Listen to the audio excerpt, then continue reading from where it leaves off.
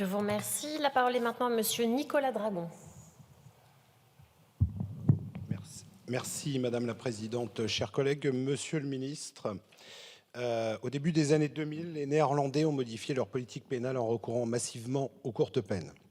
Les conséquences bénéfiques sont une baisse de la délinquance, une surcapacité pénitentiaire qui a conduit à fermer plusieurs prisons devenues inutiles et par conséquent une réduction de la dépense publique consacrée à la sécurité. Aux Pays-Bas, les courtes peines prononcées contre des primo-délinquants sont exécutées au sein d'établissements pénitentiaires spécifiques. Au groupe Rassemblement national, nous pensons que les avantages présentés par ces établissements sont évidents.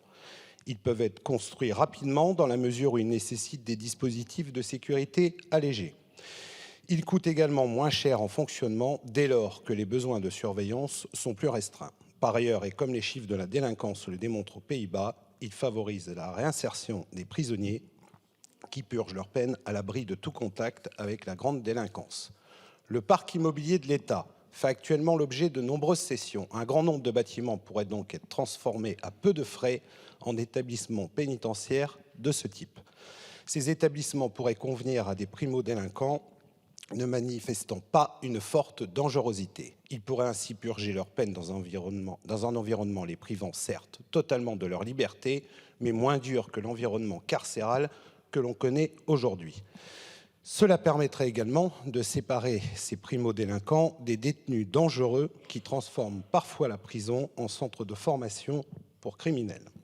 À ce titre, je pense aux difficultés du centre pénitentiaire de Laon sur ma circonscription et je rends d'ailleurs hommage à ces surveillants pénitentiaires de Laon comme l'ensemble de la France. Alors, Monsieur le garde des Sceaux, que pensez-vous d'expérimenter ce type de dispositif en France qui était une proposition de Marine Le Pen durant la dernière campagne présidentielle? Je vous remercie. Merci. Monsieur le ministre, vous avez la parole. Monsieur le député, je vais vous le dire franchement et sans embâche, ce que vous dites est faux. Et voilà ce que dit le Parlement néerlandais.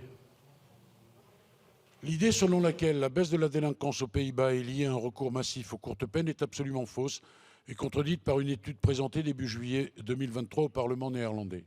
Voilà, fermez le banc. Je l'ai déjà dit, vous ne l'entendez pas, c'est un mensonge de plus. Mensonge quand vous dites ça, mensonge quand vous dites que la justice est laxiste, mensonge quand vous dites que les peines ne sont pas exécutées, mensonge quand vous dites que nous n'avons pas de perpétuité réelle. Votre programme, il était très simple. Madame Le Pen demandait 9000 magistrats, nous les avions déjà. Quand je lui ai fait médiatiquement, publiquement dire qu'elle se trompait complètement, que nous avions franchi ce chiffre, elle l'a doublé.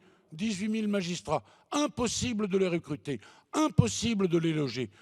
Votre programme, il est très clair, c'est la trique et le mensonge. Et la conjugaison des deux ne donne pas un programme justice. Moi, je veux bien que vous m'interpelliez. Je veux vous rappeler que nous sommes un des pays les plus sévères. Je veux vous rappeler que nous avons un taux de surpopulation carcérale qui est très préoccupant. Je veux vous rappeler que la Cour des comptes le dit. Je veux vous rappeler que les peines correctionnelles et criminelles n'ont cessé d'augmenter dans notre pays. Mais vous faites de ce supposé laxisme de la justice votre miel. Vous nous proposez la lune, vous proposez aux Français un programme de justice qui consiste à dire si on double tout, si on triple tout, eh ben, nous allons régler la question de la délinquance. Et vous flirtez même, M. Bardella l'a fait, avec la peine de mort. Vous le faites sans le faire, tout en le faisant par prétérition. Voilà ce que je peux vous répondre.